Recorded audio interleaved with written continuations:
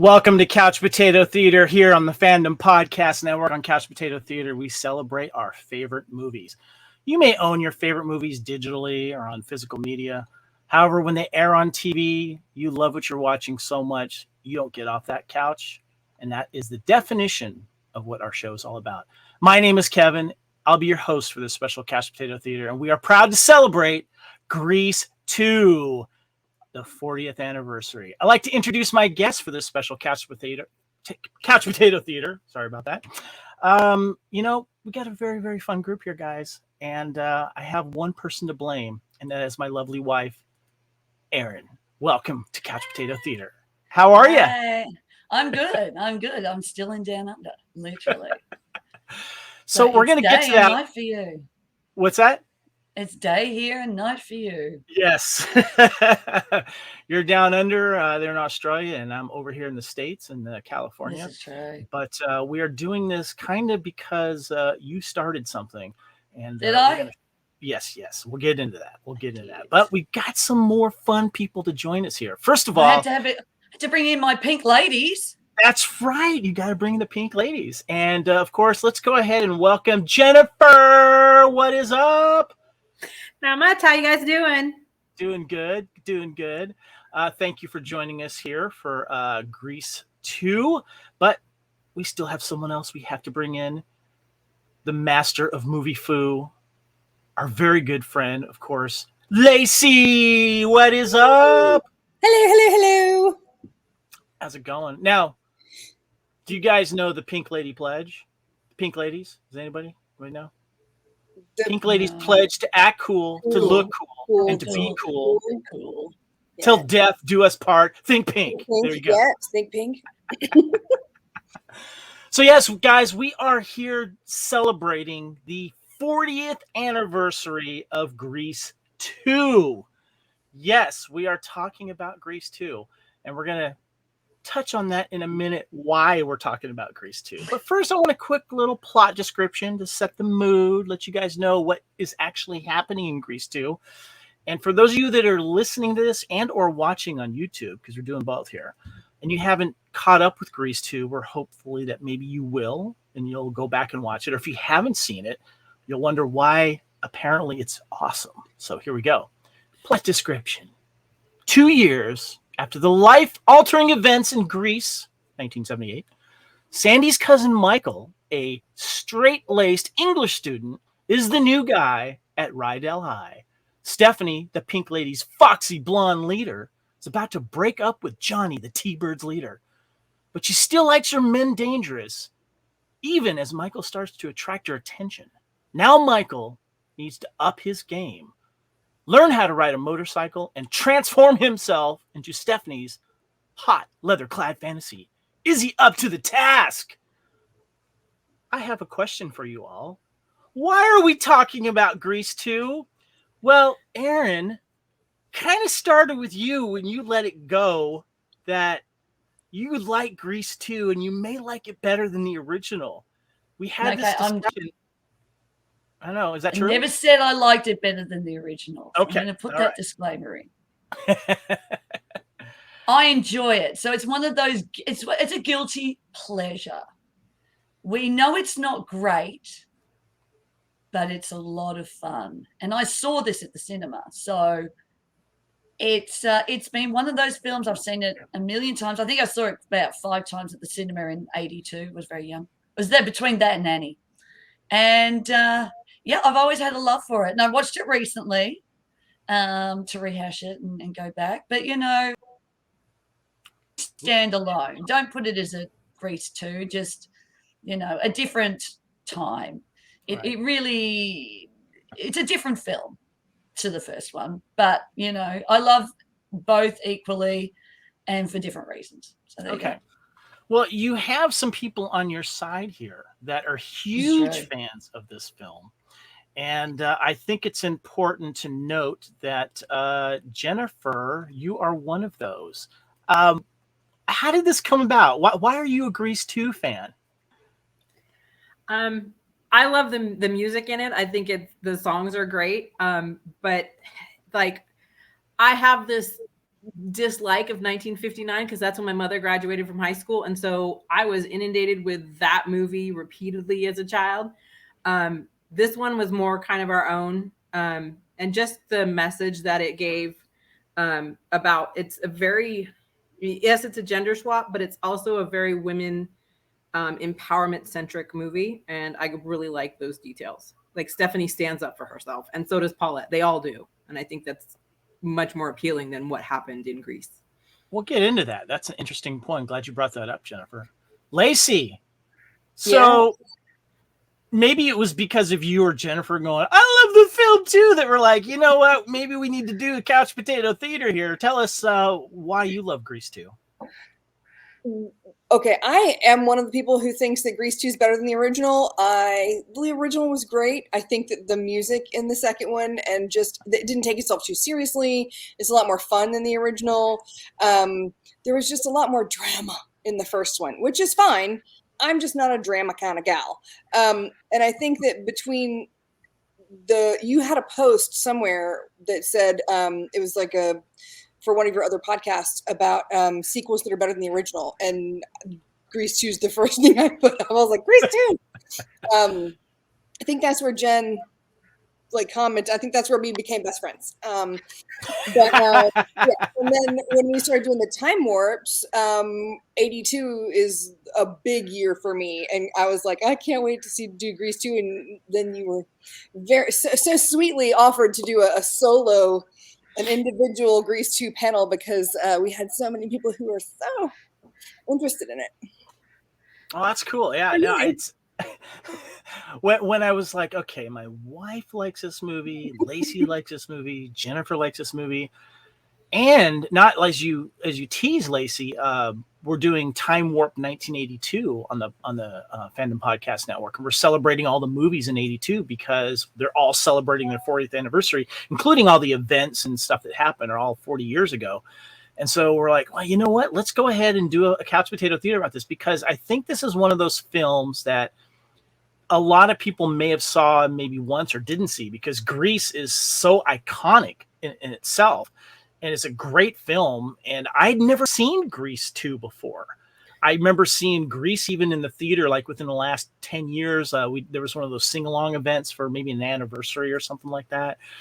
And I was just like, I'd heard of Grease 2, but I never sat. I didn't have HBO like a lot of other people did, or those pay channels. And apparently Grease 2 was in high rotation in the 80s and stuff like that. Jennifer, you're raising your head. You remember that? Yes, I do. And that's probably where I was introduced to it, was around the time cable started inundating our lives and our VCR. I think we got our first VCR in 1979. And so we had family that worked in the industry, and they would just feed us movies. And this was one of them. And then watching it on either HBO or Cinemax or whatever. But yeah, that was probably, I didn't see it in the theaters, but it's probably one of the first times I saw it was on pay channels. What about you, Lacey? Same thing? Same thing. Remember when back in the day they used to have the little tiny manual that, like, the monthly schedule that would come out, and HBO would have 15 full-length feature films. They would literally, for 30 days, you'd have the same 15 to 18 movies. And so you could look up your movie and see that it was playing 126 times, and I might have actually watched it 120. It was one of those things where I would just go through and circle every time that I wasn't in school or, having to go to church or school or doing something else. And I would watch Grease 2 and run around my living room, having a blast, dancing along to the music and everything else. Well, Grease 2 obviously hit home video, and I know a lot of people watched it that way. Aaron, did you get a lot of Grease 2 showing on television a lot in your area in Australia? No, because we never did have cable. Gotcha. We never got that. But I assume it hit video, did well.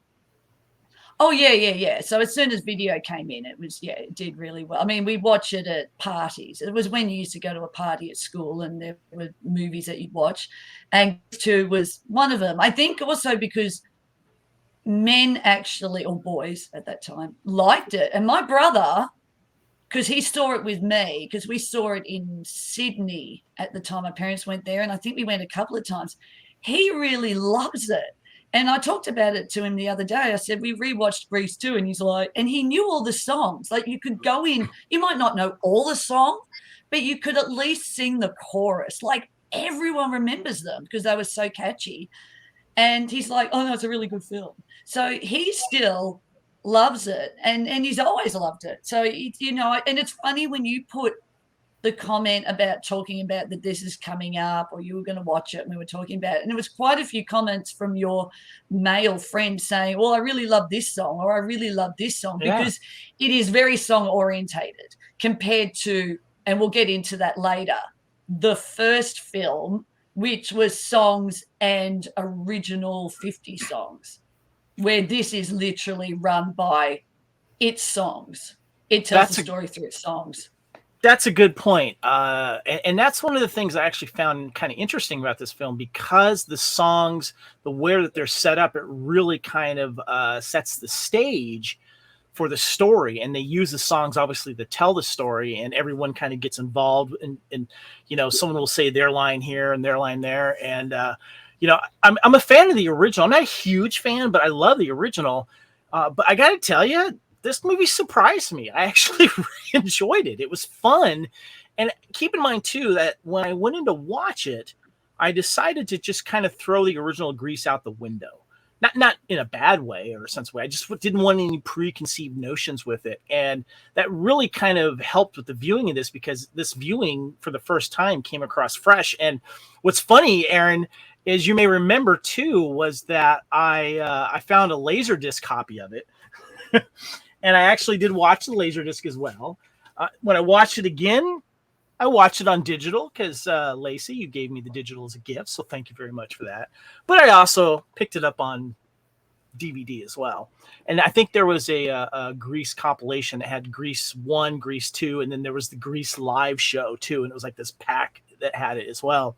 But I got to say, because of the way the movie's structured and the characters, I can also see why your brother liked it, Aaron, because there's a lot of stuff for guys in this. Not necessarily like pretty girls, but the fact that you got a guy, gotta say, a nerdy guy wanting to become cool.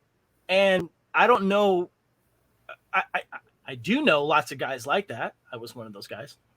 Wanting to kind of step up the game a little bit and be noticed by the lady that you're liking and learning how to be cool. And I also got some vibes of the early, I don't know if it was 79, 78, or 80, the movie My Bodyguard that came out. I got a little vibe with that too, especially when the main character here in Grease 2 goes to that place to build his motorcycle, basically. It kind of reminded me of that scene in that film.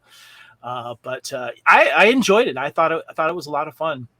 I want to give a little development information here on Grease 2. By the way, if you're listening to this audio podcast, make sure you check out the video on YouTube, because they're throwing up some cool slides here. So development here. Grease co-producer Allan Carr had a deal with Paramount Pictures to be paid $5 million to produce a sequel. That's a pretty cool paycheck to do that. With production beginning within 3 years of the original film, Carr decided to hire Patricia Birch as director for the sequel, as she had previously served as a choreographer for the stage and film versions of Grease. Birch was initially hesitant to accept after learning that neither composers, Jim Jacobs and Warren Casey, nor John Travolta and Olivia Newton-John would be involved in the film. Bronte Woodward, the writer who adapted the original stage material for the original film, had died in 1980. And Canadian comic Ken Finkelman, who was also writing and directing Airplane 2 at the same time, was tasked with penning a new script, mostly from scratch. The total budget for the production was about $11 million, almost double the budget of the original.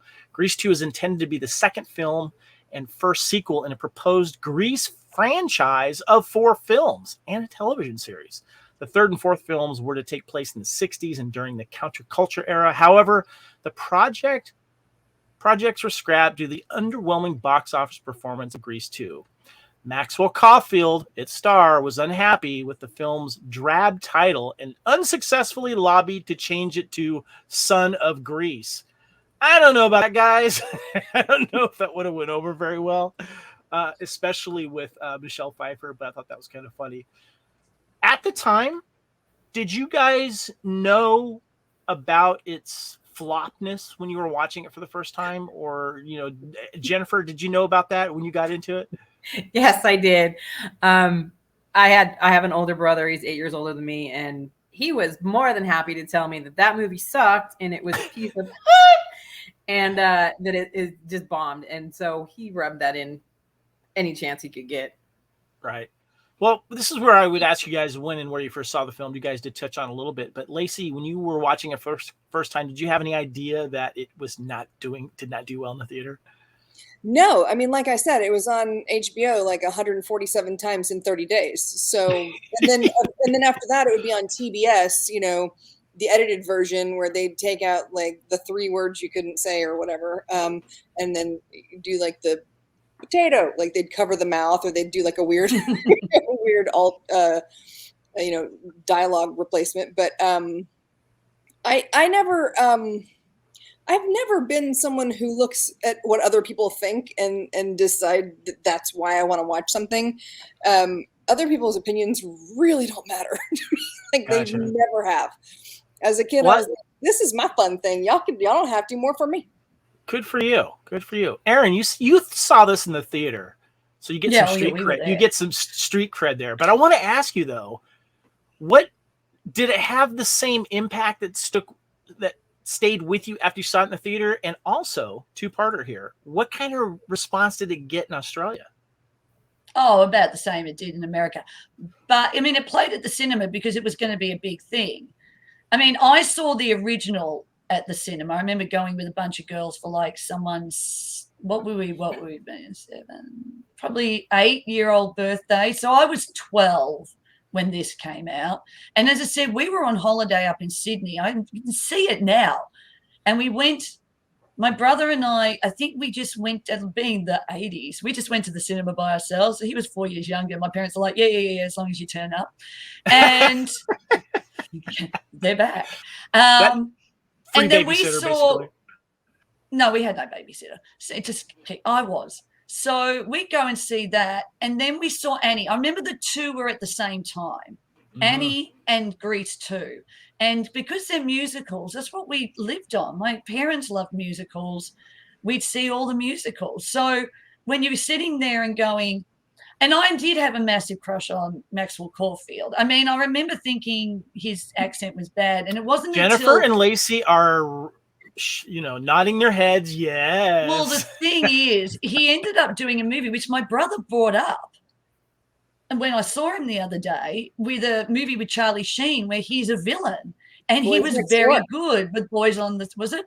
The Boys Next Door. Boys on the Boys Next Door, which we watched on video, and it's like a hard to find thing to watch. But he was horrible. It's a nasty film, and so we saw that after, because suddenly it was like, well, let's see what Maxwell Caulfield's in, and I think he might have done it after or before. I can't remember, but my brother remembers that film as well. It was the first thing he said. He's like, oh yeah, remember that film. So Grease 2 was quite imprinted on us. We didn't know if it was bombing because we didn't care. Right. And we saw it a few times at the cinema. It's like, I just want to go and see Grease. That's what you did when you were younger, is that you go, I'm going to go and see Grease 2 again, or see Raiders of the Lost Ark every week for, 21 times at the cinema, because that's what you did. What else did you do?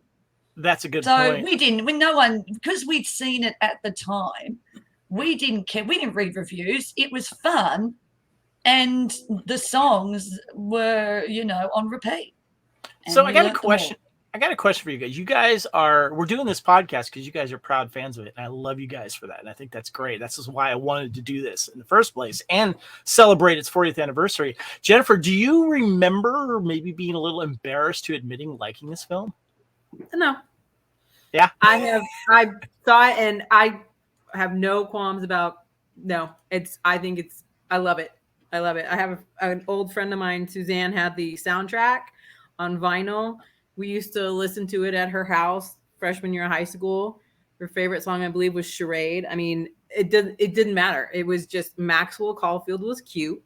It had catchy songs. It was something that my parents didn't care that we watched because there's nothing really offensive or, because it was rated PG. So there was nothing that they felt bad about dropping the kid in front of the TV and watching, because I was probably 13 when I saw it, maybe 14, somewhere in there.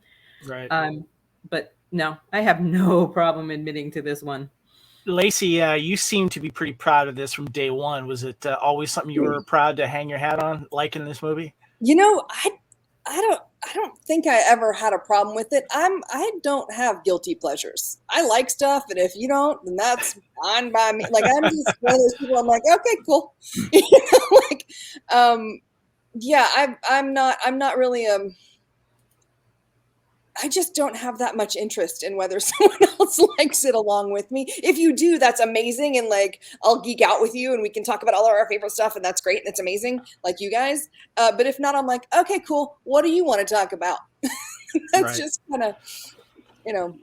Well, as I mentioned, this movie was a flop in the theaters. We'll get into more of that a little bit later. But what I find fascinating fascinating about this film when I was doing research for it was that there is a strong cult following for this film, and I had no idea. It just, for me, it was just kind of, I knew it was there, and I just thought it was kind of lost in the fandom ether, but I was proven wrong. And I found some articles, and I want to kind of get you guys' opinion on this. I got an article here by Life and Style staff saying, article is, "We're going to score tonight. Grease 2 is better than Grease." Yup. Who the hell needs Danny and Sandy when you have Michael and Stephanie? Sure, Grease is a classic and Lottie freaking da, but let's face it, Grease 2 is the poo. So take a big whiff.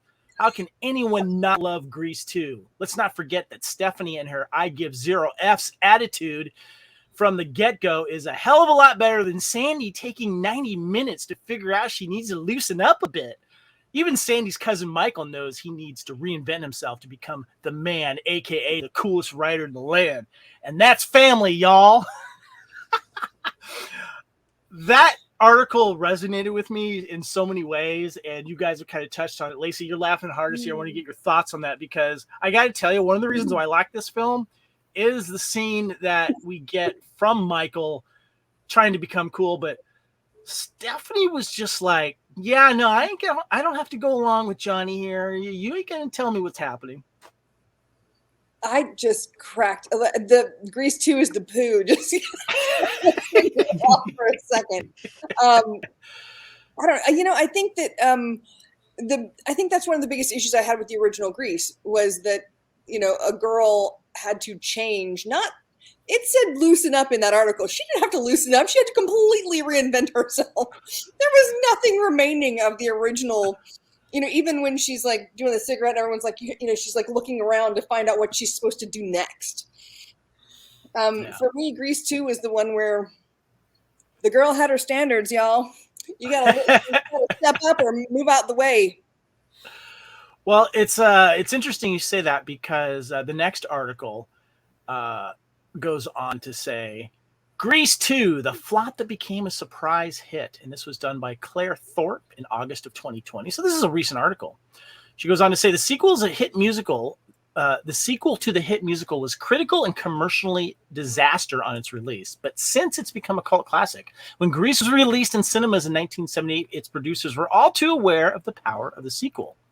Although the musical would go on to become the highest grossing film of that year, it was beaten out the box office in its opening weekend by Jaws 2, the follow-up to Spielberg's, of course, hugely successful Shark Attack horror. By then, filmgoers were growing accustomed to successful movies spawning sequels, and Hollywood was relying on them to hook in an audience already sold on the original. A few years earlier, of course, we had The Godfather Part 2, which won the Academy Award for Best Picture, suggested that sequels could even improve on the original. It's a rare day when you can look at #Grease2 on Twitter and not find someone declaring their controversial take that it's the better movie, posting a meme of Michelle Pfeiffer flicking up the collar of her Pink Lady jacket, or debating the film's feminist credentials. So one of the points of this article says, a new role model? Stephanie takes the baton from Grease's ballsy Rizzo and runs with it. Unlike Sandy, who gets the world's worst perm, takes up smoking and sews herself into spandex leggings to get the guy, Stephanie has no intention of changing who she is for a man. She also rejects the idea that, as a Pink Lady, she's the property of the T-Birds. And there's a great picture, of course, with her doing the ladder scene, but it says here too that it might be overstating to call Grease 2 a feminist classic. There is a dubious scene in a nuclear bunker, of course, where T-Birds try to coax a pink lady into losing her virginity.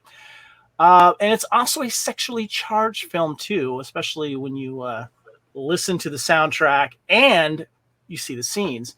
But Jennifer, you kind of made a comment earlier regarding Stephanie not taking crap and kind of, being a different type of role model here. And I think that the movie being filmed, it came out in 82. So we're in that period of time in the United States where more and more women are branching out into the workforce. My mom started working in 79, 80 outside of the home. And I think the producers and the writers were very keen on that because it was pretty much a topic on the news every night as more and more women entered the workforce. And I think with other characters that had been kind of given that strength, the one that comes to mind for me is Princess Leia, is they were taking that and running with it and giving not just, like I said, the gender flip, but the actual, she is strong, she doesn't care, she's I'm not your property and I'm not going to change, and this is what I want, I have my list. And I think that was pretty powerful when you're 12, 13, 14 years old as a girl. The first movie, I have to change, I have to get the ugly perm, I have to smoke, I have to wear tight clothes and be all these things. Whereas here, you don't. You can be what you want. Right. Aaron, did this resonate with you as well? The type of character, she was different from Sandy? Yeah, I think Jennifer's right in literally it's two different decades. So you look at Grease, if you really look at Grease, there's a bit of nastiness, like Rizzo thinking she's pregnant, sort of they need to have sex with guys to keep them happy, which is what the Pink Ladies did. We're not so much in the 80s one. So even though you have the bunker scene, it's still very lighthearted because the song he sings, she thinks she is going into war. And so, the connotations of doing it for your country is for, let's all build together and we'll go in and save our country, not, doing it to have sex. So the two difference, even though it's in a span of 3 years, the Grease, the first one, feels very 70s. And it was a time where it was a little bit, if you watch the films, everything was a little darker, where you start heading into the 80s and everything starts to get a little brighter and changing. So you can feel it in the two different films. That's how I see it, and I think for me, and we'll get onto this later, the only reason why I say it's not a great film, but it's a fun film, is just Michael and him not being a singer. And that's the only thing that stops it being a most amazing film, because in Grease, they could all sing. And right. I think that's just me as being a performer and stuff like that as the picky thing. But other than that, everyone wanted to be Stephanie. Everyone wanted to be all the Pink Ladies. All those Pink Ladies were fun. Even Paulette, as you said, stood up for herself at the end. She got Johnny to come around and respect her. And I think that's the difference to what the other film was, where literally Rizzo was thought of as the massive slut. No one was a slut in Grease 2. Lacey, your thoughts on Stephanie kind of being this different version of the Grease lead and kind of taking things into her own hand and not being pushed around? I think, it's interesting that the whole pregnancy thing, if you look at just the two films, Rizzo in the first one, it was like a major plot point. There's a single line or a single kind of like two-hander joke with the principal when the girl walks up and she says, "I don't know what to do. I skipped my last 3 periods." And she says, "That's okay, dear. You can make them up after school." And it just kind of goes by. And then of course she has to do like the kind of the double take, the "oh no," whatever. And it's just comical. I think that's kind of the tone of this one. So when you see Stephanie, 90% of the time, she's got the reversible jacket, right? So she's not always wearing the pink jacket. When they're bowling, she's wearing a red shirt instead of the pink lady shirt. So she actually wants to, like, she's kind of stepping outside of the boundaries the whole time. And I think that's something that, I think that's a positive thing. Like, you got to figure out who you are, and somebody else telling you sucks. So that makes sense. Yeah. So what's interesting though is Grease 2 failed to launch Caulfield's career. He has no affection for it now. Maybe he's changed a little bit, but when I was looking at like old articles of press when this film was getting ready to come out, he thought it was going to be like big. He thought this was going to be his big thing. And the article says, even those who might be forgiving for wanting to forget all about the film seem to have softened. Maxwell Caulfield has blamed the film for curtailing his career. The party was over. It took me a long time to get over it, he said. He was in an interview for a documentary about Grease producer Allan Carr, but has attended screenings and cast Q&As in recent years. And he's been quoted by saying, "I can see its charm now," he said. Of course, Michelle Pfeiffer went on to star opposite Al Pacino in Scarface and has often winced when asked about her debut film role. Has taken to posting Grease 2 clips on her Instagram. Perhaps she's finally twigged what others have long realized. Grease might be the word, but its scrappy sequel is the one many of us actually want. So can I just put a thing in that? This is like a mirror to Showgirls. So please explain what happened. Well, so Maxwell Caulfield, the reason why his career went down was he wasn't very good. If he could sing, do you know what I mean? Like, the acting was all right, but if he could have actually sung, his career would have been better. It didn't harm at all. And it's the same with Elizabeth Berkley and Gina Gershon, because Gina Gershon played at camp and she was amazing in Grease 2, in Showgirls. But Elizabeth Berkley it was either more pissed off, or extremely pissed off. So she wasn't the greatest. If she was a bit more camp or a bit more like Gina Gershon, she could have ridden through it. Now she's gone on the other side and become an icon, and people love it. The same with this film. But I have to give it's not Grease 2's fault that Maxwell Caulfield took a role where his singing sucked. Now, the rest of the T-Bones were amazing. And that's why their careers, and as you will see, have gone on to do better things. But because Maxwell Caulfield really wasn't the greatest singer, right, and came off lackluster, that's why his career, he could have ridden this. She did. She didn't lose anything. She got bigger and bigger and bigger because she was amazing in it. Yeah, that's a good point. And there you go. That's my 2 cents. She steals the film. I mean, she is the star, if you ask me. And you're right. You're absolutely right. But you mentioned earlier, Jennifer, did you have anything you wanted to mention regarding Caulfield's career? I mean, he seems to soften up on it now. He has, and I agree completely with Aaron, because as this discussion has gone on, yes, the Showgirls, that's the first thing I was thinking of. We had this discussion on the Showgirls one. He's softened as it's gotten more and more popular, and people have watched it more and more and come to appreciate it. So I completely agree with Aaron on that. Gotcha. Well, as you alluded to earlier, I did put a Facebook post up there. We had a little delay in getting this podcast done. You know, some as you guys called it, money pit movie issues, which I thought was kind of funny. But I did put a post out there saying, "Are you a Grease 2 fan? I'm about to watch it for the first time. It's celebrating its 40th anniversary." I put a picture up of my Laserdisc and DVD, and we got some fun responses. A friend of mine in Georgia who is part of the 501st group, Patrick Gray, says, "I am." Didn't know that about you, Patrick. Should have brought that up when we were hanging out. Friend Chris Johnson said, wait until you get to the musical bowling scene. Cheesy 80s goodness. I think that seems to be a favorite scene, Lacey. Yeah. It's just the combination of everything that happens at the bowling alley is my favorite stuff. Yeah. Between Let's Bowl and Who's That Guy? Yeah. My friend Randy, she said it's not a good movie, which is such a disappointment, as Grease is one of my all-time favorite movies. So she's not a fan of it. My friend Francis is like, no thanks, hard pass. I guess he has not seen it. Now, what's funny, Lacey, is that you said I prefer it to the original, and it doesn't take itself too seriously. And you put up some emojis. You put up a motorcycle.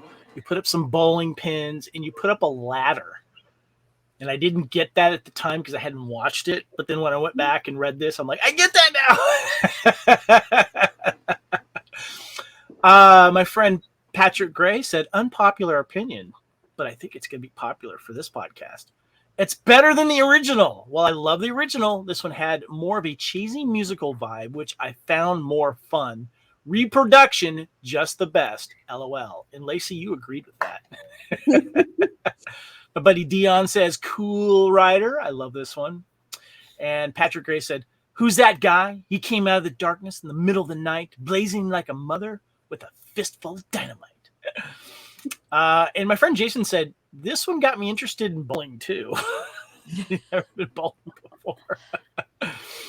My friend Vonda said, I absolutely love this movie. Granted, I didn't go see it.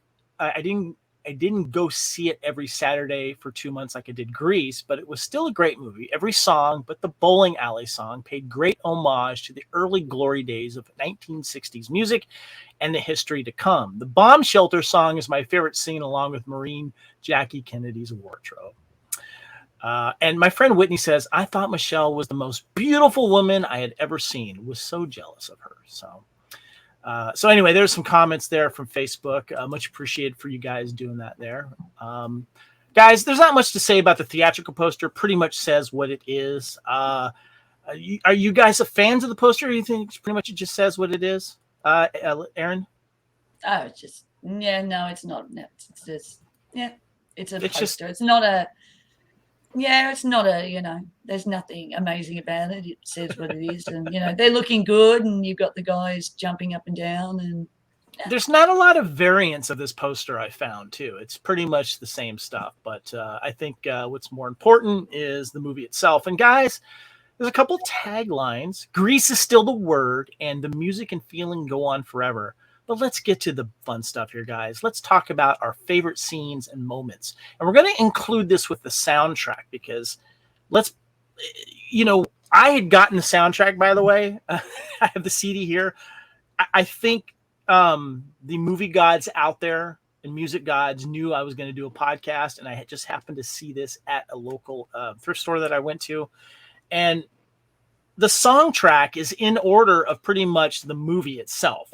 And it just lays it out like a plan. So I'm just going to mention the songs and the scenes here. We have the Back to School Again, Cool Rider, Score Tonight, Girl for All Seasons, Do It for Our Country, Who's That Guy, Prowlin', Reproduction, Charades, Love Will Turn Back the Hands of Time, Rock a Hula Luau, and of course they end it with We'll Be Together.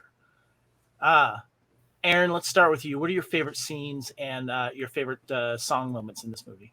Girl for All Seasons. Oh my God.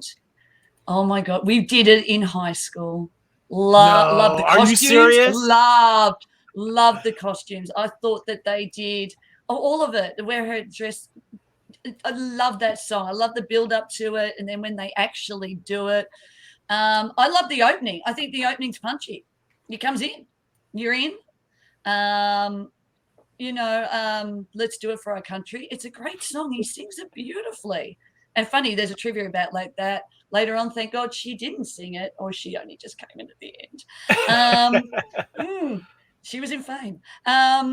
And what else is there? There was the and Let's Score. I mean, I can pretty much, the only ones I don't like is Charade, and I don't like the two ballads. And it's mainly because he's not the great singer. So that he kills those two for me. But everyone else can sing. They all were brilliant singers. And so all the songs are great. So they're all good. But that Girl for All Seasons just, I can't wait for the whole thing to come on because I just love the costumes. I love the song. Loved all of it. Love. Lacey, what are your favorite scenes in the film and musical parts as well? It's gonna be Score Tonight and Cool Rider and Who's That Guy? Gotcha. Those are my 3 favorites. Love those. Reproduction is hilarious. Mostly, I crack up every time I see it. It doesn't matter if I watched it yesterday and I watched it again today, I'll still crack up. Tab Hunter and Connie Nielsen? Thank you. Stevens. Stevens, yeah. Okay. Yeah, it's fantastic. I love it. Jennifer, what are your favorite parts in the film and songs? The one that gets stuck in my head the most and is on permanent running through my head is Reproduction. I love that song. I love the musical number. I think the juxtaposition where the guys are like, and the girls are like deep voice and like, yeah, he doesn't know anything. I love that song. I love that one. And then Girl for All Seasons. I think it's almost like its own character in the movie because it's pretty much throughout the entire movie. It's from the beginning to the middle to the end. It's its own character. And I love that song too. I think my favorite is Cool Rider and God, Reproduction. I just watched that again. It's very funny. Who's That Guy is good. I love the introduction and the whole scene with the Psycho Lords and all that kind of stuff. Those are probably my favorites. They're done really well. I love watching the whole scene with Who's That Guy with the motorcycles. I love watching everyone's reactions and the lead up to it as well. I found that a lot of fun. And of course, the Rockahula Luau was interesting to see the lead up to that and the reveal and all that kind of stuff. So I always thought that was kind of cool. Was there any other moments or parts of this film that like maybe some of the non-musical scenes, maybe even some of that fall into some of your favorite quotes as well? Erin? I like it when Paulette goes Johnny at the end and basically says, especially when she's walking through in the little outfit and he's like putting the thing on her head and the boa, and it's like, now you go and do that. And then she starts turning around going, I won't, and starts hitting him. So I like that the fact that she does stand up. And I think in the end, you can see him and he really does think she is amazing. And I think she needed to do that and for him to see that, because I think, he was always with Stephanie, apparently. We never do see it. Apparently they split up. And that he sort of then needed someone to be that strong to get him out of his silliness. But I mean, again, if you look at the two films differently, as I said, the T-Birds are a lot in Grease 2, a bit nicer. I think, not as pushy, even though they want to, have sex and stuff like that. I don't feel there's any pressure. There's no nastiness to them. And I think that's just because it's gone into a different decade and it's a different film. As I said, it's a more fun film. So even though some of the stuff that they did would have been like with Reproduction, and I can see in trivia that they would have cut on TV. If you really look at Grease, there's a lot of stuff that should have been cut in Grease that sort of slid under the radar that no one saw because they didn't really listen. Does that make sense? Yeah, no, it does. Lacey, what about you? Is there any other scenes or moments, maybe non-musical, that you liked? Anything that jumped out at you? I liked that every time one of them spoke to Michael, they had a rep to protect, and that little through line is hilarious. Because while he was making his motorcycle money, but the thing is, it's like he has a rep to Christopher McDonald's character, like he's underneath the bleachers, like looking up girls' skirts. He has a rep to protect. I mean, it just and then the very end where she pulls him aside and says that she can't see him anymore because she's dating Davey now, and it was like, that's the breaks. That was kind of a cute little thing. Nice.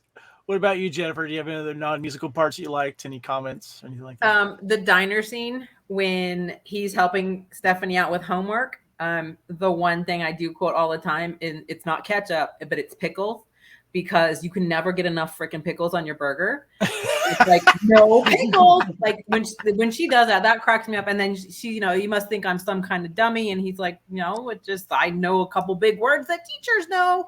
I use that throughout high school and college, by the way, and it does work.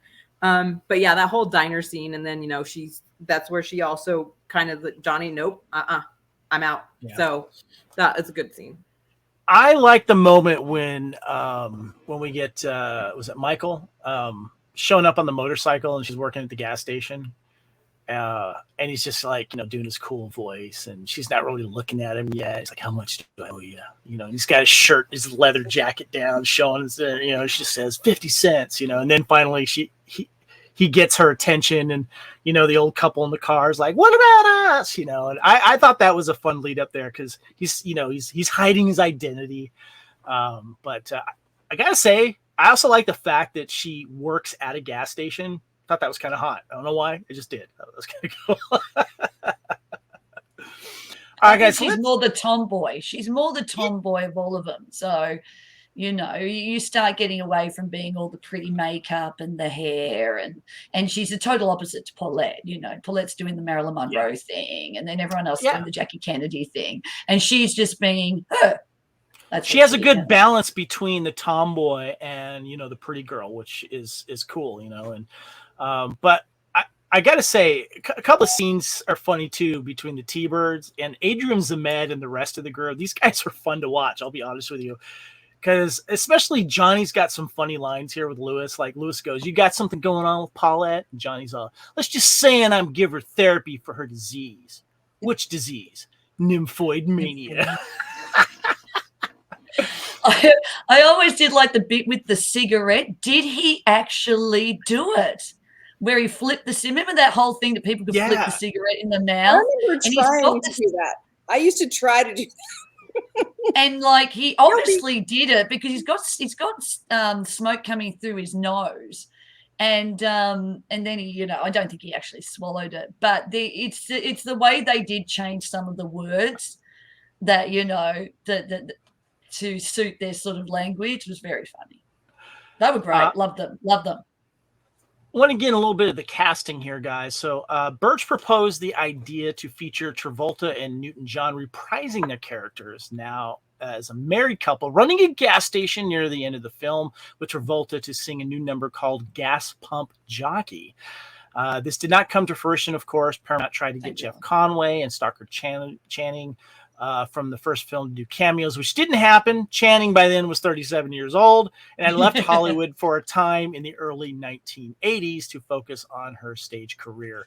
Early plans for Grease 2 had Conway and Channing characters, Kenickie and Rizzo as main characters while they attended summer school. So obviously this didn't come to fruition here, guys. But I did want to mention, I want to get into the cast here a little bit with Patricia Birch. I was looking on her IMDb, the director. Of course, she's really known for her choreography. And she was born in 1934 in New Jersey, and she's had a long, distinguished career. A lot of it doing choreography, and the recent stuff that she did was in Boardwalk Empire. She worked on almost a full season there. But if you go look through her stuff, it's like choreographer. And she hasn't done a lot of directing, basically. She did, of course, Grease 2, but she did work on Cyndi Lauper's True Colors and Money Changes Everything. She's been very busy with that and a bunch of plays as well. But I want to touch on the cast here, guys, because this is the fun part here. We did have some reprising roles from Grease. We had Didi Conn as Frenchie, Eve Arden as Principal McGee. This was Arden's final theatrical role, by the way. Sid Caesar as Coach Vince Calhoun, Dottie Goodman as Secretary Blanche Hodel, Eddie Deason as Eugene Felsnick, Dennis C. Stewart as Leo Balmondo, Craterface, leader of the Psycho Lords, and Dick Patterson as Mr. Spears. But let's talk about Maxwell Caulfield, guys. I want to get your thoughts on him. Aaron, you've been saying that, he's good, but he wasn't a good singer. But he had the looks, right? I mean, he was someone. He was handsome, Yeah. I never understood why. I mean, I'm assuming they made him English because Sandy had been Australian. He wasn't. He's American. Though he just got married. So he's been married to, little background, to Juliet Mills, who is Hayley Mills from the original Parent Trap. She was an original Disney girl. And they're still married. Now, they had an 18-year difference. And so he was like 20 when I think he did Grease, or maybe 22. So he was 20 when he married her. They were already married. She was in, what was it, 40s or something. And they're still married. They've been married, and that's been, however long it's been, forever. So he was, I don't know why he did this English accent. It was all right. It was weird. But I think they just got him because he looked good and a very handsome guy. And he sort of had I suppose they were going for a Rob Lowe sort of round. What was Rob Lowe around there? It would have been. But he was that very pretty boy. But it's just that he just didn't have the musical chops. He really didn't. Well, what about you, Jennifer? Your thoughts on Maxwell Caulfield here? Oh, I think that Aaron bringing up the Rob Lowe, because it's a very outsidery presentation of Maxwell Caulfield in this, with the look, the greasers and the socks. But yeah, I would say that he's just the eye candy, and probably we're going a little bit younger than Travolta was when he did Grease. Yeah. What about you? And he was one of the youngest. I know. He was born in the UK. He was born in the UK. But apparently divorces and whatnot, he ended up in the US by the time he was like 15 or something. And so maybe there's that, transcontinental issue. Like Gillian Anderson, yes. Yeah, she just became British again recently, like just all of a sudden. I've met her at several different conventions, and it was just very odd the last time I had. Oh, okay. That's all. Well, Madonna did it too. So, but Madonna never. No, Madonna had she didn't have a place to stand. She was going. He's been in a lot of stuff. Apparently, he had been on Broadway for quite a while when he was, I don't know, discovered for Grease 2. I don't know if he was in any musicals. But I love the fact that, later on he did, he was Rex Manning in, he did his Empire Records. Yeah, kind of like the spoof in Empire Records, kind of the spoof of himself kind of a thing. So that was pretty fun. That's my dog's name, Rex Manning. Nice. Indominus Rex Manning. Well, I think you guys could agree, though, this is Michelle Pfeiffer's movie. I mean, let's be honest here. She stands out here. She's a good singer, too. She's got some great moments. Of course, the ladder scene. And, they did some press together, by the way. I have some pictures here, black and white. Check that out. Yeah, a little black and white picture doing some press for Grease 2. Maxwell Caulfield's rocking the stash. I don't know about that, but Jennifer, you're not digging the stash, but let's talk about Michelle Pfeiffer here. This is her first major film role.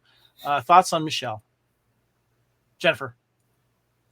I think she's great. And I think it was, she may have been embarrassed by it or not liked it and gone on to bigger and better things. But I think it was a great vehicle to show her versatility, because she can carry a tune. It's not stupendous or anything, but it's there. She has the chops. And I think it kind of was able to, maybe her strength in this movie led her in the direction of doing the film she did later. So I think she was a great choice and a great first movie. Lacey, your thoughts on Michelle Pfeiffer pulling it out in her first film? Yeah, I think that they kind of catered to her personality, or at least, maybe they just found her and she was perfect for it. I think that, watch the movie and you don't seem to, you feel like she's just so comfortable in it.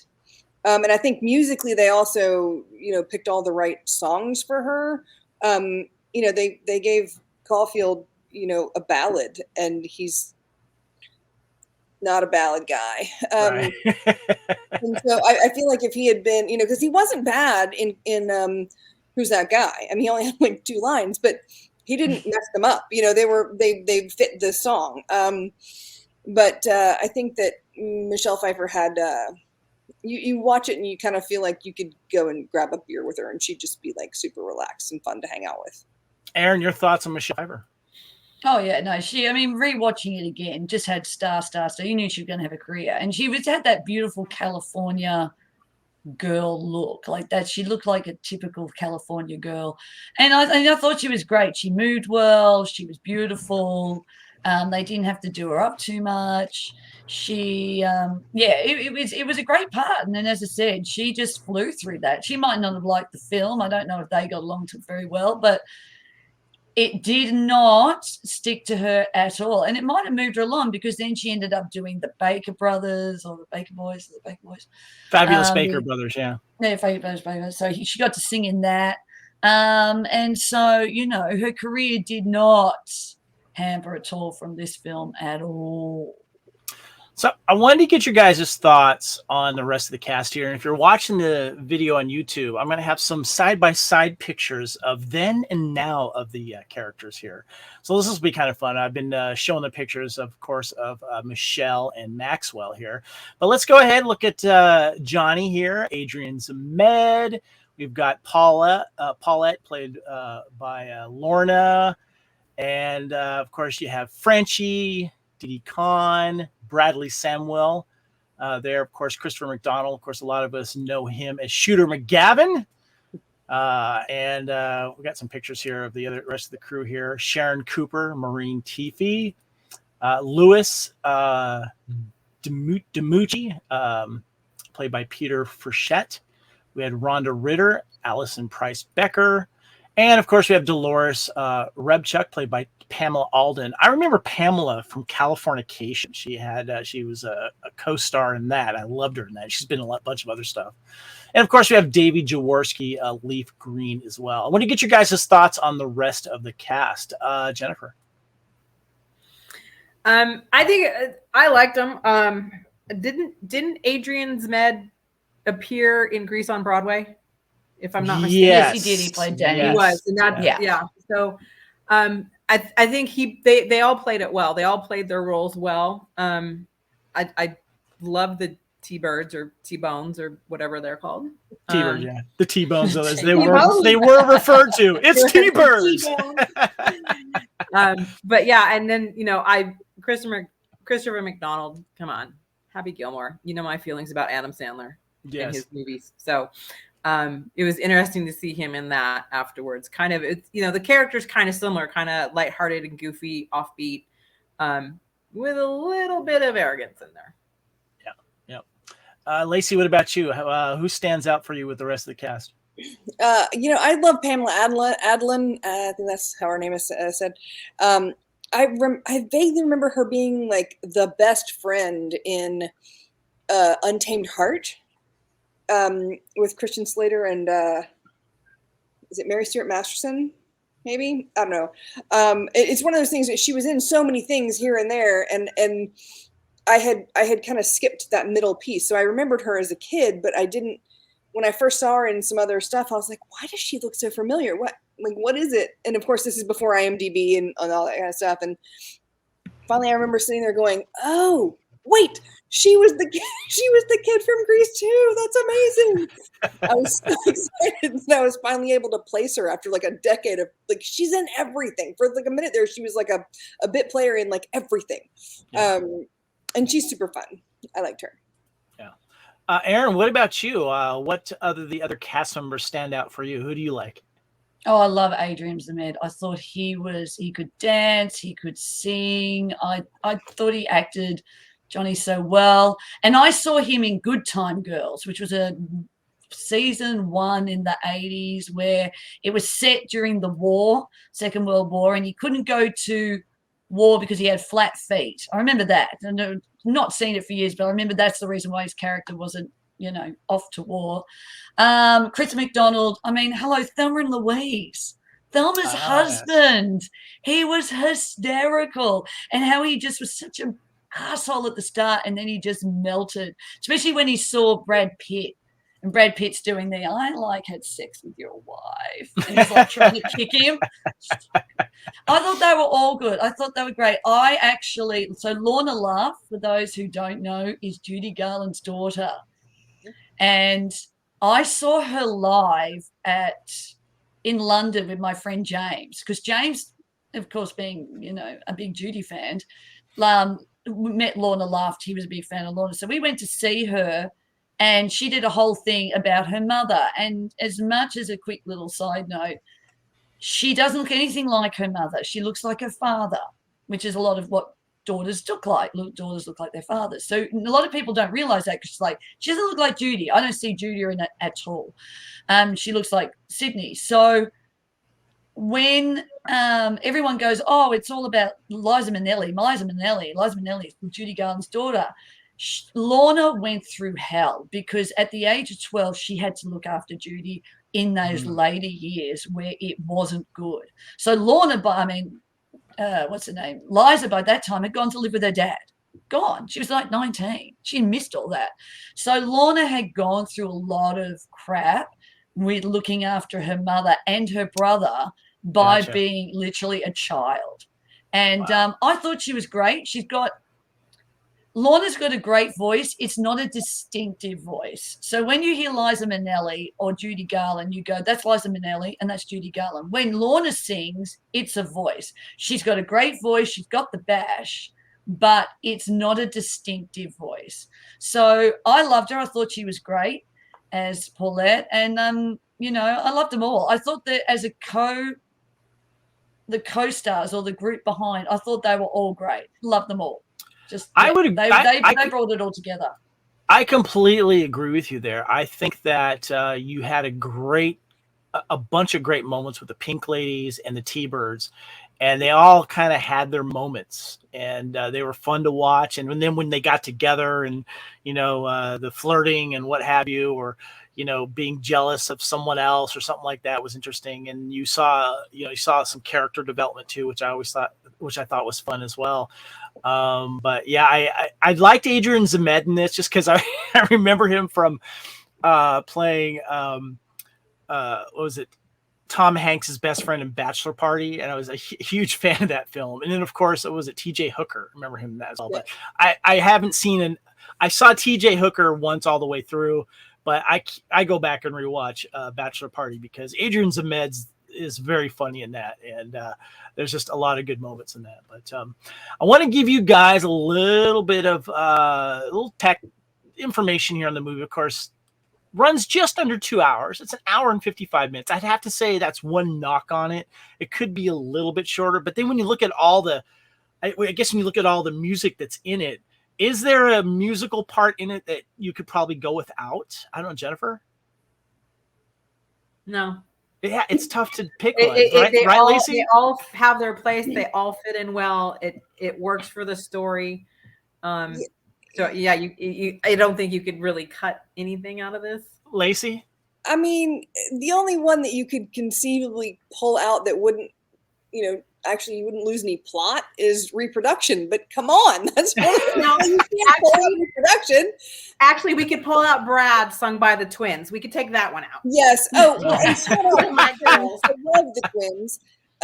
They were actually cast individually. Nobody realized they were twins, and then they showed up on set together, and they were like, "Oh crap, we got to make this happen." And they are the younger sisters of Katie Seagal. Yes, like Bundy, and that was I actually had that. And Brad, later, but yes, is the ex-husband to Olivia Newton-John. Nice. Oh, we know her. Yes. Is there any of the music, Aaron, you could see them deleting from this, or you just can't do it? No, I could take out the two ballads, but that's just me. Or they could have shortened. Yeah, I mean, that's to me where I start going, oh, why did you just keep playing Girl for All Seasons on a loop? Just by the way, loop it.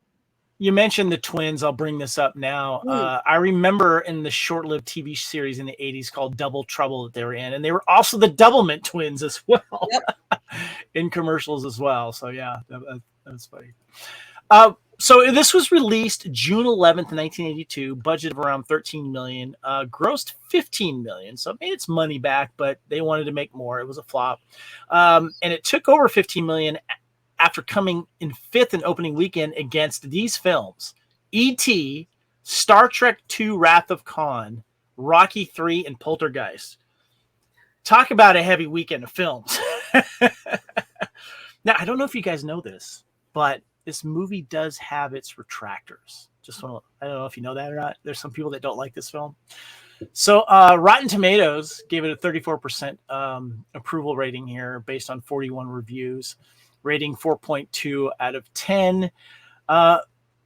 Variety commented the staging of the musical numbers and writing that Patricia Birch had come up with some of the unusual settings, a bowling alley, a bomb shelter for some of the scenes, and employs some sharp montage to give most of the songs dance and amount of punch. So they kind of like the setup a little bit there. But our boy Roger Ebert gave the film 2 out of 4, saying this movie just recycles Grease without the stars, without the energy, without the freshness, and without the grease. Ouch! But he missed the mark on a lot of pop culture stuff that is really popular right now. Wouldn't you say, Jennifer? Oh, absolutely. Like, they were good at what they did. And I think they might have taken themselves too seriously, Siskel and Ebert. If you take the movie for what it is meant to be, a summer musical in 1982, we're not doing like Chariots of Fire or any of that. Bleh. That is what this movie is. Chariots of Fire. I don't know.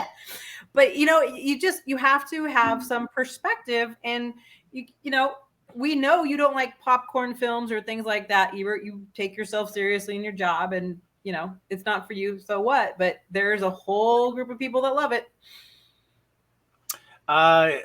Your thoughts on that, Aaron, on the reviews of this guy? I think a lot of people just didn't quite get it.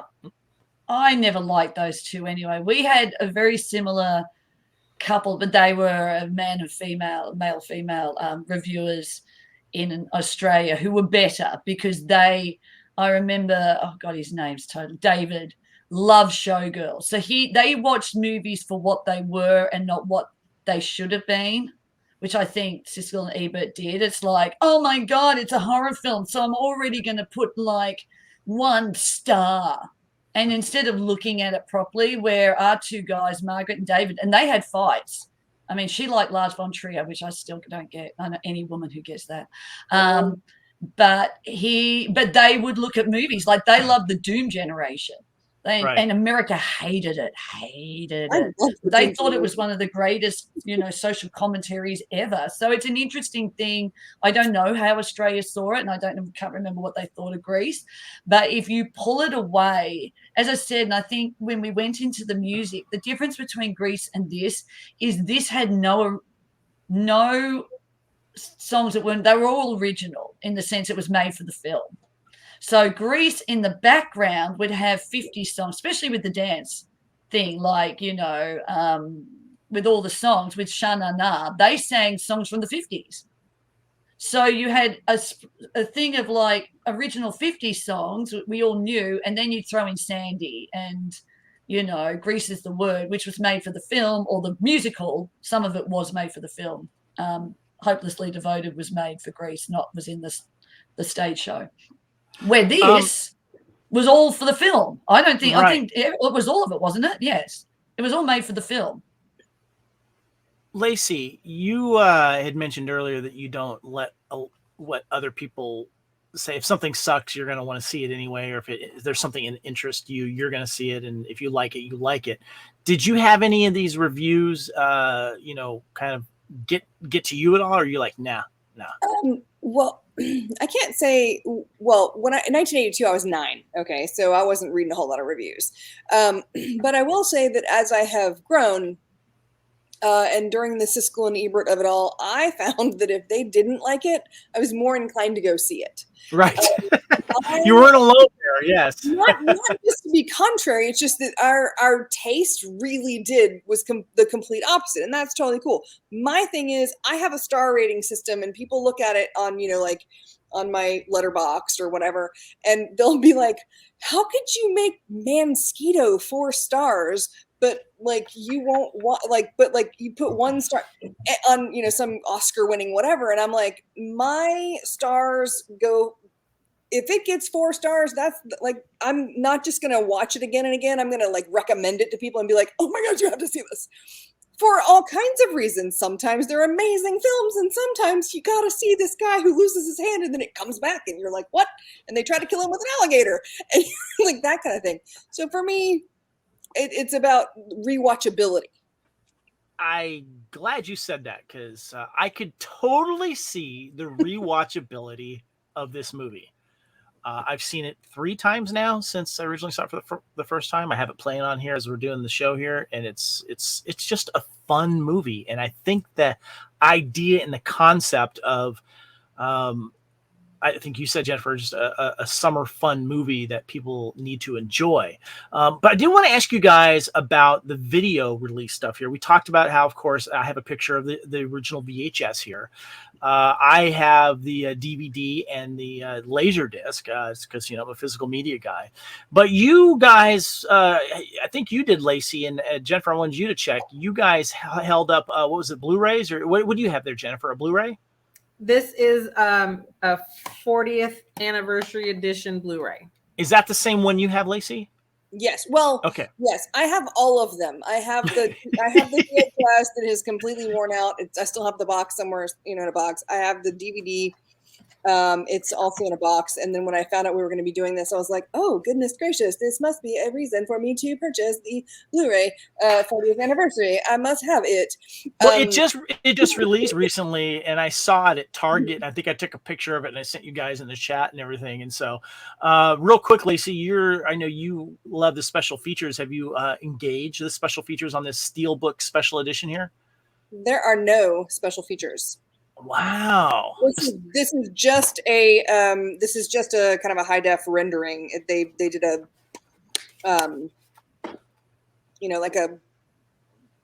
they checked the audio and tinkered and then made it sound pretty. My Laserdisc has chapter index. Yeah, I think that's one of the reasons I still have the I can't remember if it's the DVD or if it's the VHS cassette, but maybe it was the VHS cassette. I feel like it had bloopers after the show, after the movie. Right. Yeah. Maybe. Yeah. So that's too bad. That's too bad that there's no special features. It's a Steelbook edition too, and it's like a collector's limited edition. I'm like, well, shouldn't you throw something in there? Well, I mean, I would have the people who were in it, the stars that were the well-known ones. The adults in the film are all since passed, and the 2 leads have gone in way further directions, and neither one of them are interested in being interested at all. And everyone else are like hardcore working actors. They all still work, but they work a lot, and they're all over the place. So trying to put together interviews would likely be a nightmare. Jennifer, did you have any copies of this movie prior to getting this new Steelbook version? No, I didn't. Yeah. But I will say that my Facebook memories today, it popped up on this day last year. I let Aaron know that it was running on AMC. So there's some juju for you. Yeah, Aaron, did you ever have a physical copy of this for a while? Or did you just rent it at the time? No, I would have rented it. Did I have a video of it? Maybe years ago. I did get the double Grease 2 DVD that's in a slipcase of the 2 of them, and I ended up watching it on Stan, which is our Australian version of one of your big ones, HBO. Gotcha. So yeah, it was on there. So we was, and I think I've probably downloaded and something that I didn't say I was doing at all onto an 80s hard drive thing of movies I need to keep forever. But I didn't do that, disclaimer, at all. No, not at all. Could No. have.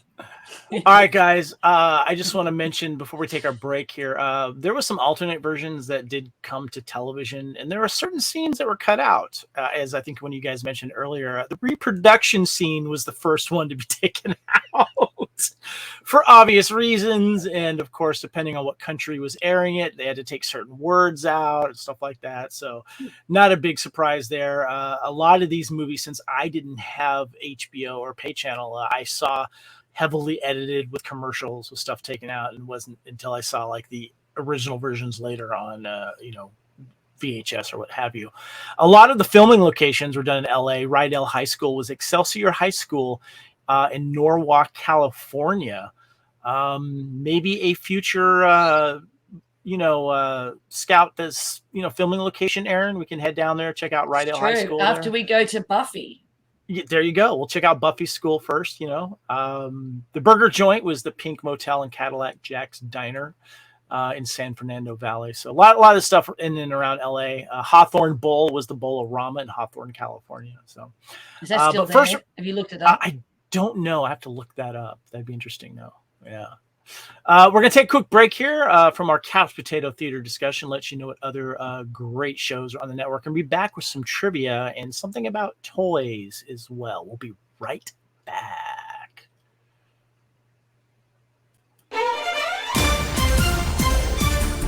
Thank you for listening. We hope you're enjoying this podcast. Here are the other great shows on the Fandom Podcast Network. Culture Clash, where we discuss the latest in entertainment and pop culture. Blood of Kings, our show covering the entire Highlander universe. Couch Potato Theater, we celebrate our favorite movies. And Time Warp, our fandom flashback show discussing a year in movies and our favorite retro movie, TV, and pop culture topics. Good Evening, discussing all things Alfred Hitchcock. Hair Metal Podcast, we cover the rock metal music of the 80s and early 90s. Type 40, a Doctor Who podcast, discussing the time-traveling Doctor Who universe.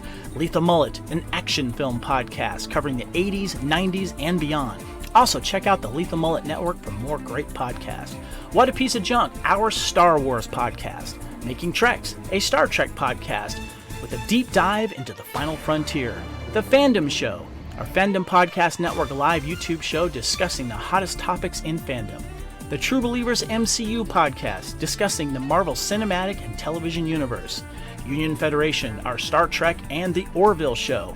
And we're proud to welcome the BQN Network to the Fandom Podcast Network. Please visit our friends on the BQN Network, a Star Trek Universe podcast that also includes your favorite topics, movies, history, superheroes, and more. You can find the Fandom Podcast Network on YouTube. The Fandom Podcast Network is also on all major podcast platforms. The Fandom Podcast Network audio master feed is on Podbean at fpnet.podbean.com. You can find the Fandom Podcast Network on Facebook, Twitter, and Instagram. You can email us at fandompodcastnetwork@gmail.com. Thank you so much for listening, and remember, respect others and enjoy your fandom.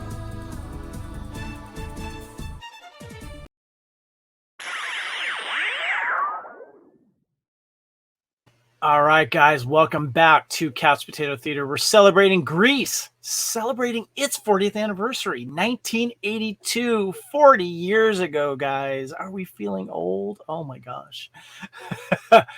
I was doing a search for merchandise for Grease. Mostly, I just saw a lot of T-shirts and stuff. Like, I found this one. I think it was on, Redbubble or something. The Cool Rider. There's a bunch of other cool, like Grease 2 stuff you can get on pretty much any apparel. But I found this really cool motorcycle model by Rydell, the Honda Cool Rider. That I wouldn't mind picking up, to be perfectly honest with you. Thought that was pretty cool.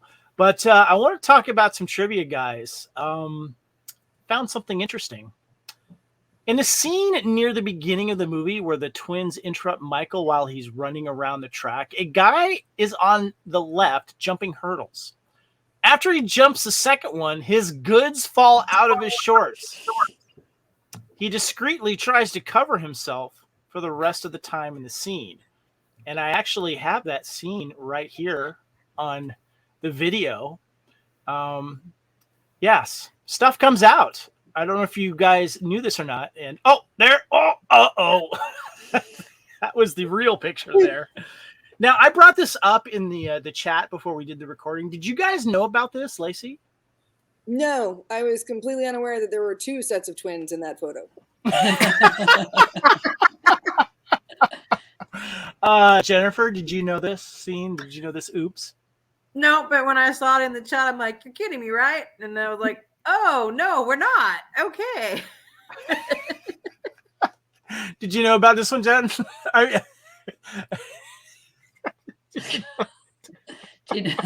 He's going nuts. Aaron, did you know about this? Yeah, you love it because it's like it's men and about that area. They just can't stop laughing. No, I don't. Everything but now was it's gonna... short shorts back then. But now, and no little jockstrap? pants. But now it's going to be like that scene where there was meant to be that ghost kid in 3 Men and a Baby. We're now all going to seek it out. What did you say, Jennifer? Why is he not wearing a jockstrap? Like, isn't good that like question. mandatory for you boys in PE? I mean, I have to wear a bra. Don't you have to wear a jock? You don't have to. Hey, well, you might want to start doing it. He's a runner. I mean, wasn't that no, that's a cup. I guess Yeah. I'm thinking because I was thinking, well, there's no balls coming at him, but let's just let that drop. Yeah. He's bouncing up and down, and he's going over hurdles. Like, try running without a bra sometime. How wonderful does that feel? Oh man, that reminds me of those jokes that you remember when you were a kid, like "Ball on the Hurdle" by One Hung Low. No, it's a man thing. You're It obsessed. It is a man thing. Yes, "The Yellow River" by I.P. Freely. Yes. So the scene for "Do It for Your Country" is a duet between Sharon and Lewis. Maureen Teefy couldn't make it to the recording session, so Peter had to sing the whole song himself, which is why Maureen's vocals weren't on the movie soundtrack. Her voice was dubbed in later in the song. Can I just say, yeah, thankfully, that was so, because she could not sing, and there's a reason why in Fame that she went to acting in the audition scene, is because she couldn't sing and she could act. So she went from being a singer into acting, and you'd think she would have learnt in Grease too. Yeah. So according to Maxwell Caulfields' stunt double, Gary Davis, Michelle Pfeiffer performed her own stunts in the famous Lone Rider Stephanie romantic motorcycle ride, saying, quote, "She sat behind me and then I lifted her around to where she straddled me, and then we wheeled away. She was wonderful the whole time." I bet you like that scene. Tom Cruise auditioned for the role of Johnny, by the way, but director Patricia Birch wanted someone older and taller. Not that much taller, though. Right? This is I interesting. think he just wanted someone better. Yeah, probably. Andy Gibb was initially to play the male lead, but he failed his screen test. Cher initially signed on to play Paulette Rebchuk, but backed out, complaining of a low salary and not having a finished script. Jennifer Beals signed on to play Sharon Cooper, but dropped out to play the lead character in Flashdance. Good move, Aaron? Yeah, you know how she got that Flashdance? Like there's tell. that famous Don Simpson. I can't say the word that he said, but the reason why, literally, there were 3 pictures. I think it was Demi Moore, Jennifer Beal, and someone else. And Don Simpson, who was part of the second half of, Brockheimer and Simpson, went up to some guys and went, "Who would you beep?" And they went, "That girl." There you go. Sorry, Jennifer Beal. Michelle Pfeiffer, Maxwell Caulfield did not get along during filming. A few years after the film was released, Caulfield said in an interview that they got along infamously. Pfeiffer claimed in an interview that Maxwell was self-adoring. Could imagine that. Chemistry seemed to work. Maybe that worked for the film, I guess, though, yeah. Good acting. And, of course, what's that, Aaron? Good acting. Yeah. Oh, and by the way, yes, Adrian Zebed played Danny Zuko in Grease on Broadway. Unlike Michelle Pfeiffer, Maxwell Caulfield's career was severely damaged by the film. He has been quoted by saying, "Before Grease 2 came out, I was being hailed as the next Richard Gere or John Travolta. However, when Grease 2 flopped, nobody would touch me. It felt like a bucket of cold water had been thrown in my face. It took me 10 years to get over Grease 2. Do you feel sorry for him, Lacey? Do you think he was self-absorbed? Possibly. Lacey, what do you think? Well, I think that he did a lot of, like it said before, there was some interview or whatever where he had done a lot of plays. He'd done a lot of Broadway, and so it's possible. I was, like I said, I was 9, so I wasn't really paying attention to reviews or any sort of Broadway babies. So I think that afterwards he did several kind of indie, like Brat Pack adjacent movies, and that didn't really help either. Yeah. Jennifer, I want to ask your opinion on this, and ladies, feel free to chime in after her, of who you think could have won the role instead of Maxwell Caulfield. Apparently he won over Sean Cassidy, Greg Evigan, Andy Gibb, and Rick Springfield. Jennifer, could you have seen any one of these guys take the role instead? I would have gone with Andy Gibb. I was going with Rick Springfield. What about you, Aaron? Oh my God, BJ and the Bear, hello, was my first massive crush. He literally was when did that come out? It was like 10. He was my first massive crush. So, and he could sing. So, Lacey, BJ. What about you? Sean, Greg Evigan, Andy Gibb, or Rick Springfield? I think that Rick Springfield, he did really well with like Blame It on the Night and Nick Knight and all these other. He's actually a talented actor, and he as well as a singer. So I know that it said that Andy Gibb failed his screen test, and maybe he's not a great actor. I don't know. But I think I always had a crush on Rick Springfield. So yeah, maybe. Yeah. Kim Carnes, singer, was offered the role of Stephanie, the female lead, but declined. That would have been interesting.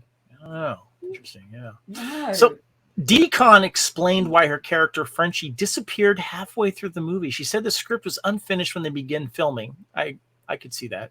But the draft they were using still included Frenchie. The character was written out during filming, and she was told halfway through that she was no longer needed. The filmmakers ultimately decided to include Frenchie in the final cut, though they had limited footage. Conn described the film being a process rushed, frantic, and unorganized. Frenchie seems to be one of the main people that kind of tie in the original Grease to this one. Would you have liked to have seen her more, Jennifer? No, I understand wanting to make the tie-ins to Grease and having Eve Arden and stuff like that, but they graduated. It's a different Grease. I don't think she was necessary. I think they wanted her to bridge Grease to Grease 2 and have Michael like getting off the bus kind of dazed and confused going, what am I doing? And you're Sandy's cousin and stuff like that. But I don't think she was necessary. I think someone else could have done that. What about you, Aaron? Did you think that having Frenchie or maybe more people from Grease to help kind of bridge us a little bit, or do you think it would have been fine with not having them? No, you could. I don't mind them having all the people that worked, like Eve Arden and all that, but they could have done the same scene with him signing into and Eve Arden going, "Oh, are you Sandy's cousin? Have you got the same name?" You didn't need Frenchie at all, and I think that's what sort of probably might have ruined it a little, because it did keep that sort of umbilical cord to Grease. And really, when you come to think of it, Frenchie was a pain in the butt in Grease anyway. And why did she just go to a junior college to get her chemistry degree or her chemistry class? That's true. That's a good point. Lacey, your No, thoughts? I did like the scene at the start where the smoke was coming up, and everyone's face always makes me laugh, where they're all just going down, going. Lacey, what about Frenchie and the other characters that returned? That connective tissue work for you, or Well, like everyone else is saying, anyone who works in the school, it's reasonable that they're there for 15, 20 years. That's fine. Frenchie, Dee Conn's character was basically treated like a human exposition. There's no reason other than giving all the little tidbits that needed to be said that no one else could say. I do think that there was a little bit of confusion generated by her character because he's supposed to be Sandy's cousin, but he says that he's staying in America with his aunt and uncle. So is there another aunt and uncle? Was he staying with? And she's from Australia. He's from England. That's not unusual, though. I've got friends who who have aunts and uncles who live in. I mean, my aunts and uncles when I was growing up, they lived in Germany. So that's not unusual. But to not connect to open up the thing but not connect the dots was just very odd to me. Right. Yeah, but that to me, that's the idiot's guide to history. Convicts went from England and got dragged to Australia, and that's why there's a connection between Australia and so that to me was the idiot's guide to why they're friends. I want to know where the American aunt and uncle, like, where did they come in? Well, I mean, the only reason why Sandy was Australian is because Olivia Newton-John could not do an American accent. It's the only reason. So they had to make her this Australian. They could have had anybody else. She just happened to be big at the time. She was lovely. She sang well. She wasn't the greatest actress. And they could have had someone else do it, and she would have been American. It was only because she could not do a good American accent. So, question for you guys. This originally was going to be planned. They had plans to do several Grease movies. I want to just talk about like what you would have liked to have seen more from Grease. We had that Grease live show come out and stuff, but what if we would have gotten a sequel or maybe a TV series? What would you have liked to have seen? And, would you have liked to have seen people from Grease 2 hang out more with the original Grease cast and come back and do a third film? Would you like to see a TV series? Jennifer, start with you. If anything, it would have been interesting to see if they had done it around the time of Woodstock, like having people going to that. They can get themselves into a trap, almost like, you have 90210 and then you have the new 90210 in Melrose Place. Like they can go on those journeys. But what story are they trying to tell? Are they trying to just show you the narrative of opposites attract and this is the box we're stuck in?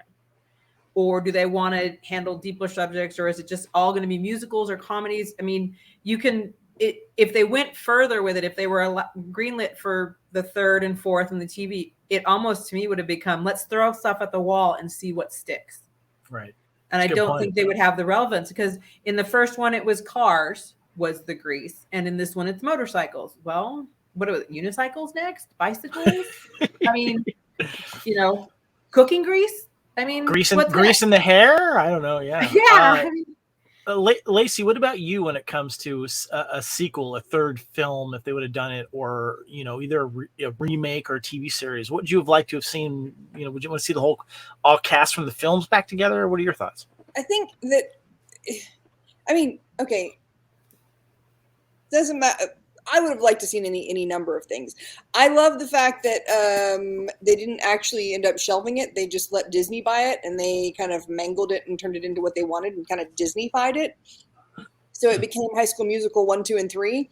But it's fine. And if you look them up on like IMDb, High School Musical is also titled as Grease 3.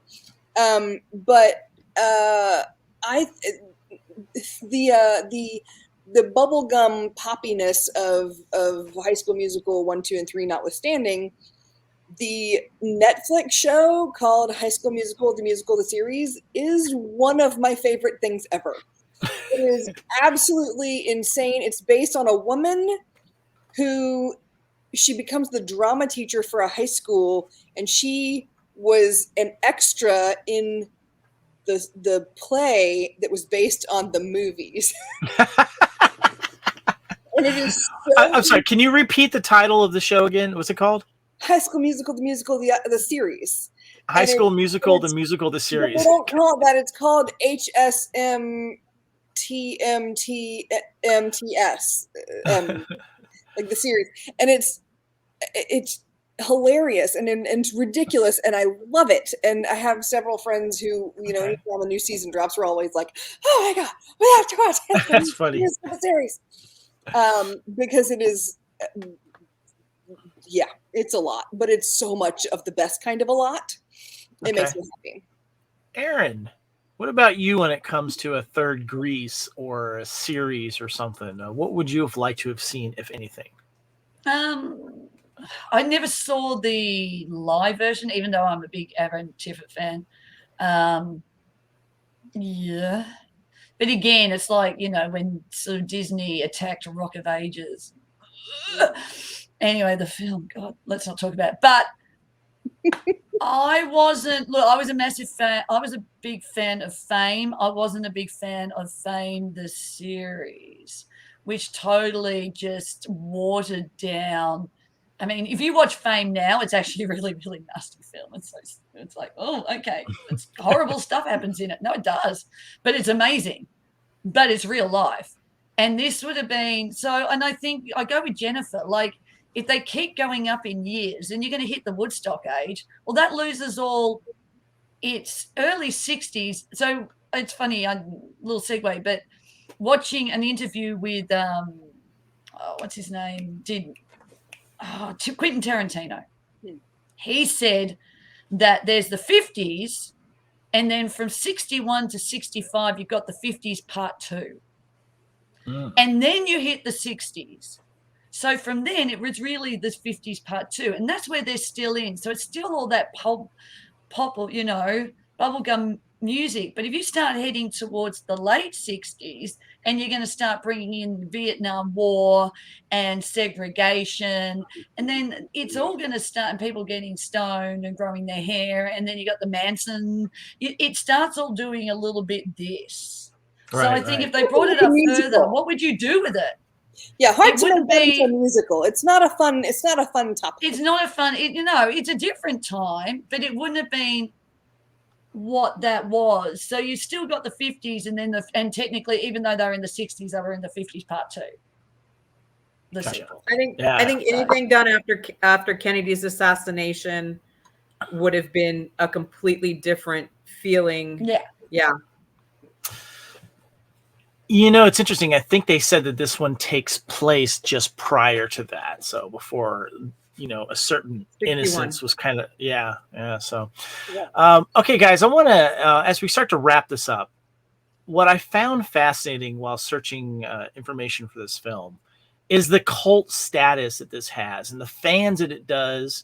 So it does fall under a cult status, I would say, is a fair thing.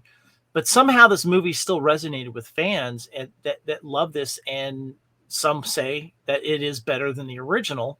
But I know a couple of you feel that way. Aaron, you don't. You still like the original Grease, blah blah blah.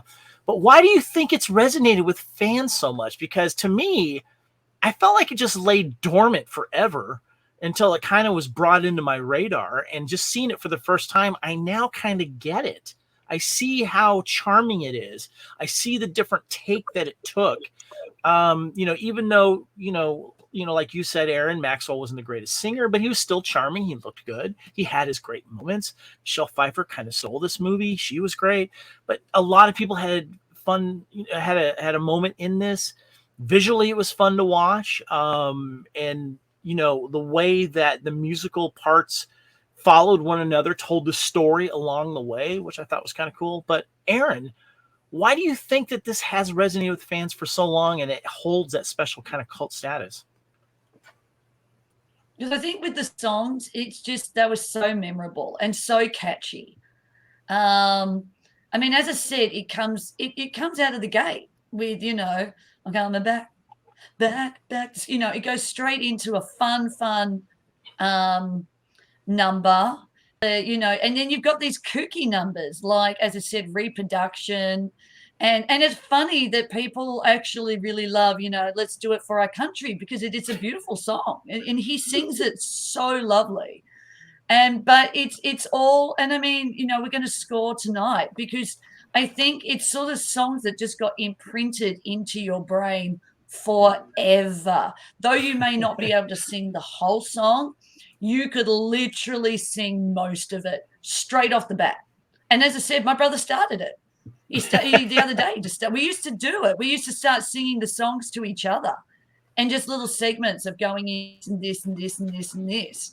So it was just something that sort of literally got burnt into your brain when you first saw it, and it stuck there because it was so bright, and there wasn't any threat, which was a rarity for 80s films. There was always threat in 80s films, but it wasn't, as I said, again, if you watch some of Grease, you can, and watching it as an adult more than as a child, because we see it as light and color. When you're younger, that's all you see. And then when you get older, you start going, oh, they did that. Oh, they said that. Oh, that was happening.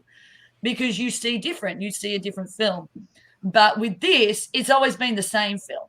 Right. It never changes because it just put it all out on its sleeve. And this is what it is. So I think that's what, has always kept it.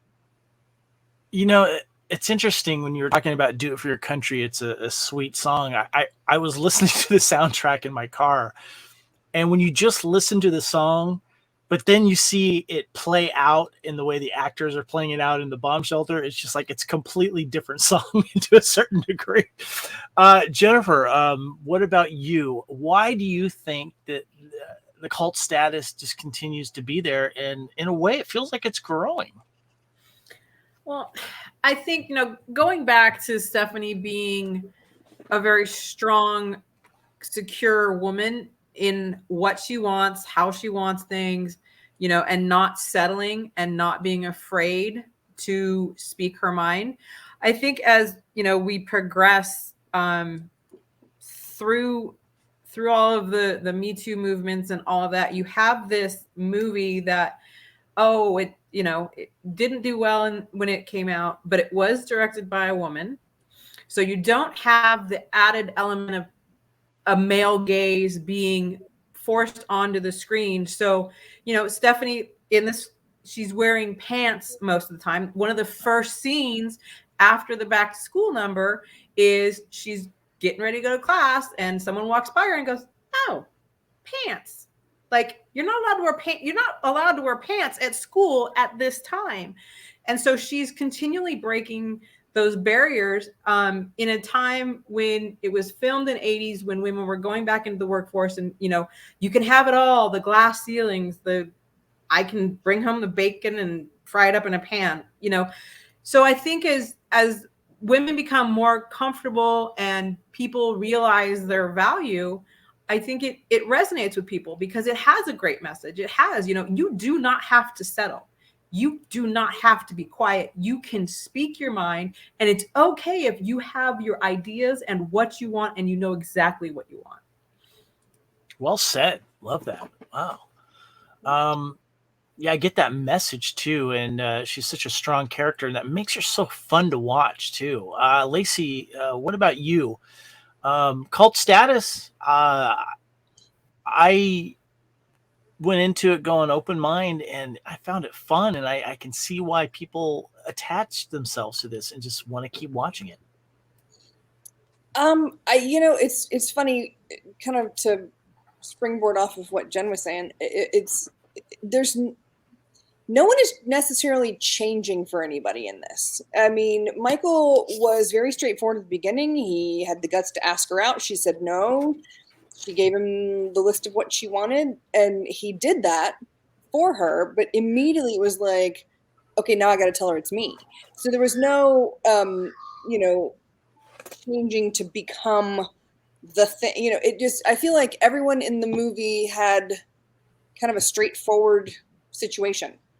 And that's not something that you get very often, really. Right. Think about it. That's a good point. Yeah. As you said earlier, Lacey, one of the things that I gravitate towards when it comes to films is rewatchability. And I judge a film on rewatchability. And I could completely see why this film has rewatchability, because it's also one of those movies that I can imagine when it was on HBO 30-something times a month, that you would come in on a scene and you could just jump right into it. And just you're here. You're like, there's a certain musical number. You're like, okay, I'm in this. I'm sitting down. I'm not walking away from the couch. Basically, I'm going to be a couch potato, and we'll just watch this film. And so I completely get that, and I just see the fun, and whatever was going on behind the scenes. I think they did a great job of just as you said, Jennifer, right? Just creating a good summer movie and getting that vibe that Grease had. But the thing that's cool about this film is that it has a lot of new stuff to add to the Grease. I don't want to say mythology, but maybe legend. Is that fair to say, Aaron? What do you mean? Meaning like it added a lot of cool new stuff to the whole Grease vibe that it didn't have to ride all the coattails of the original film, which a lot of... No, I think they just did the role reversal. That was the whole thing. They role reversal and then they became their own. That's why a lot of people say you need to step back away from Grease and not see it as a sequel, because the only reason why it's got an umbilical cord to Grease is the fact of that Michael was Sandy's cousin, which they could have just, thrown out, or they could have just done it as a passing, as I said, signing into his classes. Oh, your name's this. Are you related to someone who was once here? And that's all they had to do. But other than that, it's the next generation more than a sequel, because it didn't have any of the other cast to be a sequel to. This is just a different story that happens to be in the Rydell High School. That's all it is. So you need to step away from it and go, well, this is what it needs to stand alone. And it does anyway, because it doesn't really follow the format of Grease, because they never brought in they didn't bring in songs from early 60s to play in the background. Nothing plays in the background at all. It's all just their original songs for the film, which literally is the narrative. And there just happens to be talking. All right, guys, let's wrap this up here. I want to get your final thoughts on this film. This was a lot of fun to do. I'm glad that we finally got us all together to do this. I remember mentioning this months ago, maybe last year, that we should do a couch potato theater, and you guys jumped the chance to do this. Jennifer, I'm going to start with you. I want your final thoughts on this, and where does this film stand currently in your fandom? I love this movie. I have a difficult time watching Grease, the original, but I can watch this over and over and over again. I can sing the songs. I absolutely love it. And it's kind of nice to see that it's finally getting some recognition and some credit, instead of just, oh, it was a bomb. I think it was more than that. It's more nuanced than that. But I love it. And I watched it two more times today. And I'll probably watch it again this evening. So yeah, I love it. What about you, Lacey? Where does this movie stand with you? Oh goodness. Do you have a rewatchable schedule on this one? Does it come out once a year for you? Maybe a couple of years? What about that? Oh no, I definitely see it at least 2 or 3 times a year. Yeah, absolutely. Nice. Okay. Yeah. This is definitely a 5 out of 5 on the rewatchability scale. This is in my top 30 of all times. It's wow. one of 2, I think, musicals that are in my top 30.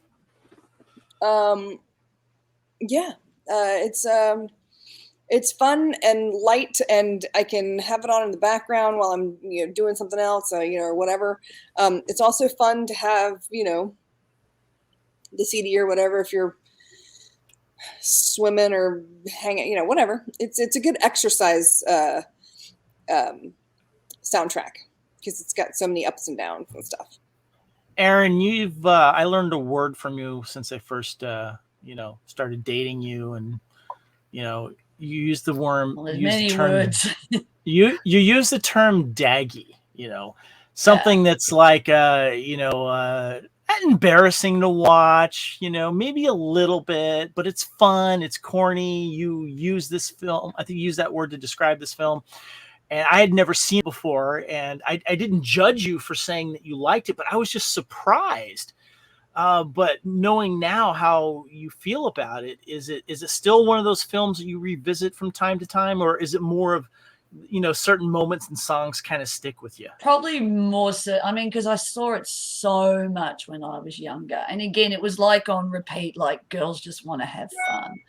There were certain segments that, with Girl for All Seasons that we did at, high school in sort of, plays and stuff like that. So it was sort of used in my life Again, I hadn't watched it in years. I rewatched it recently, but it all comes back. And as I said, it was always the songs, and you can always sort of, go with mouthing what they're going to say, while they say it. So it's been a while. I mean, look, I love both films. They both have a big, and again, it's a time, a time in my life where nostalgia and you're happy. And again, there's things it's like the English pop band Steps that I liked. I loved them for 20 years, loved them back when they came out in the late 90s, and everybody gave me crap. And they're still touring 25 years later, and now they've become huge. And people now go, oh, I'd go to a Steps concert with you. And I'm like, oh my God, you gave me crap. But you know what? Every time they brought out an album, I'd walk into work going, Steps is out. And they'd be like, we can't give you anything. We can't do anything. You just love them too much. And it kept going. So a lot of stuff is being what people thought might have been dismissed years ago, then see it with different eyes. Like, you might not have liked it when you first saw it when you were 12. I mean, you were still playing with G.I. Joes, sadly, in your room, thinking, that was it. That's actually very accurate. That's very those accurate. Two are laughing. That is very, very accurate. Yeah, and if you were to be told that you were going to go and see Grease 2, you would have been like, eh. But my brother, on the other hand, because he grew up in a entertainment family, went with it. So he was a bit more into it because he'd grown up in that sort of thing. So, but now I think people, as I said, you're going to get these people who are going to crawl out from under rocks going, yeah, I sort of love that Reproduction song. And now we'll wear it proudly.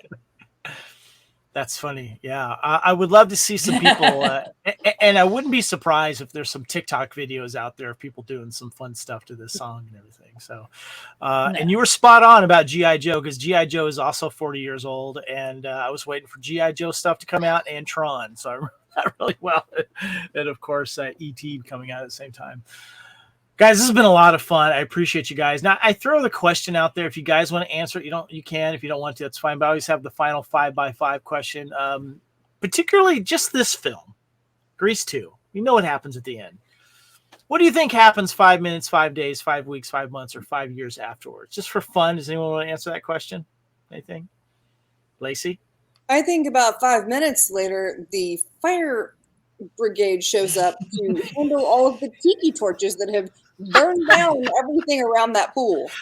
Because that's not addressed. It is a very significant situation. It is not addressed at all. There are people knocking over live flames everywhere. So that's my guess. Yeah. Okay. Fire. Anyone else want to throw out any future time there for what happens right after this? Jennifer? Well, I know 5 minutes later, they're not going to get into a flying car. He was supposed to go off on a flying motorcycle, but he did that in the jump over the dead man's curve. It's high school. They're 18. You consider the time they might have gotten married because that was what was typically expected. But then you have Stephanie who thinks outside the box. So maybe she wanted to go to college and get a degree and be a motorcycle designer for Harley Davidson. Do you think Michael keeps the motorcycle look, or does he revert to his little kind of nerdy self? There's one point in the film that he's actually shown wearing like his cardigan sweater leaning against the motorcycle, and you're like, oh, so you're using that all the time. You're not.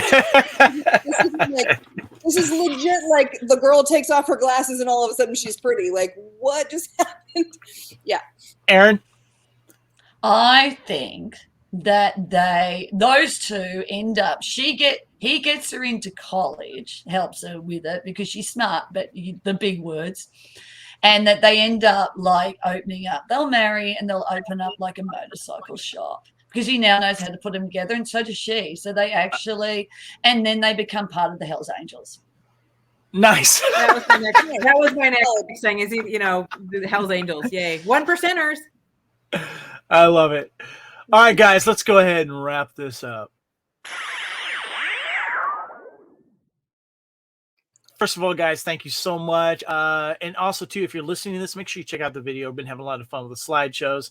And please subscribe to the Fandom Podcast Network on YouTube. And our master feed for all of our audio podcasts can be found at fpnet.podbean.com. And, of course, you can find the Fandom Podcast Network on all major podcast platforms. Fandom Podcast Network is also on Facebook. You can email us at fandompodcastnetwork@gmail.com. And we are also on Twitter and Instagram. My name is Kevin. I am on Twitter and Instagram at Spartan_Phoenix. Aaron, where can we find you? On Instagram under Aaron Gill 666. Awesome. And Jennifer, where can we find you? Instagram at ChefStomp91. Nice. And Lacey, where can we find you? I am Lacy Pants on all of the places, including Letterboxd, if that's a thing that y'all do. Letterbox. Okay. Yeah. Nice. Have you seen Letterbox? You're gonna love Letterbox. This is a thing. I have not. You shouldn't open it until you have a significant chunk of spare time. Okay, cool. I'll look into that. Support us, of course, on any of your podcast platforms that can give us reviews. We appreciate that. Guys, we have been celebrating Grease 2. It is 40 years old. Came out in 82. Lacey, thank you so much for coming on. I appreciate you. Yay. Thank you. Jennifer, first of all, thank you for coming to Aaron and I's wedding in Las Vegas. That was awesome. Much appreciated. We had so much fun there. That was a lot of fun. It was a blast. And thank you for joining us for Grease 2. Not a problem. I ain't breaking my nails. Aaron, my lovely wife, I love doing these with you. Thank you so much for coming on and doing some Grease 2 fun here. Guys, thank you. And by the way, real quick, Lacey's going to be joining us again for Time Warp. We're tackling the rest of the films through 1982, and we're discussing a lot of the pop culture and, of course, a lot of the historical events that were going on and the music, TV series. We're doing it a few months at a time. Make sure you check into Time Warp. And also, we just dropped another classic 1982 film on the Fandom Podcast Network, Couch Potato Theater, Mega Force. Make sure you check that out. Guys, until next time, we will see you on the couch. Thank you and goodbye, everybody.